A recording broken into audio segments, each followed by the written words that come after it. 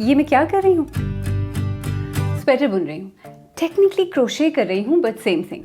یہ میں امیوں نانیوں والے کام کیوں کر رہی ہوں؟ دیکھیں امی تو میں ہوں، لیکن آپ کو پتہ ہے سائنس کے مطابق یہ جو نٹنگ اور کروشے جیسی چیزیں ہیں یہ آپ کی ذہنی اور دماغی صحت کے لیے بہت زیادہ فائدہ مند ہیں.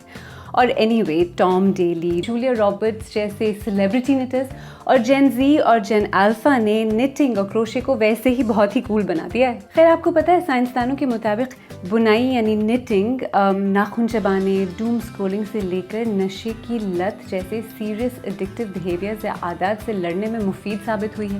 اور سائیڈ ایفیکٹس بہت سارے اسکارز. یعنی صرف امیوں نانیوں کا مشغلہ نہیں بلکہ ہر عمر اور جینڈر کے لیے ایک سیریس ہیلتھ کیئر انٹرونشن. ذاتی تجربات اور ابتدائی اسٹڈی سے پتہ چلا ہے کہ نٹنگ اور اس کی بہن کروشے لوگوں کو اپنے جذبات پر قابو پانے میں مدد دے سکتی ہے. یہاں تک کہ کچھ سائنسدانوں کے مطابق یہ پوسٹ ٹرامیٹک اسٹریس سنڈروم اور شدید ایٹنگ ڈس آرڈرز میں بھی مددگار ثابت ہو سکتی ہے. اگر آپ کسی لت یا بری عادت سے اپنی جان چھڑانا چاہتے ہیں تو بنائی دو طرح سے آپ کی مدد کر سکتی ہے.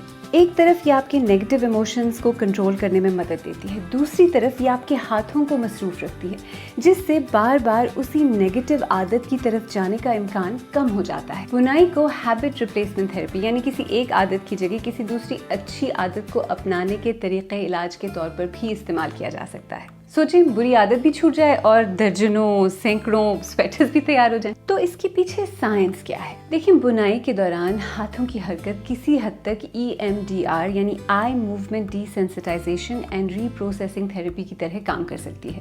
EMDR انگزائٹی اور PTSD کے علاج کا ایک طریقہ ہے. اس میں آنکھوں کو ایک مخصوص ردم کے ساتھ دائیں اور بائیں حرکت کرنے دی جاتی ہے تاکہ دماغ کے دونوں حصے متحرک ہو جائیں. اصل بات یہ ہے کہ دماغ کا دایاں حصہ جسم کے بائیں حصے کی حرکات کو اور بایاں حصہ جسم کے دائیں حصے کی حرکات کو کنٹرول کرتا ہے. بار بار دہرائی جانے والی موومنٹس جیسے کہ جو اس وقت میں کر رہی ہوں جسم کے پیراسمپیتھیٹک نروس سسٹم کو ایکٹیویٹ کر سکتی ہیں.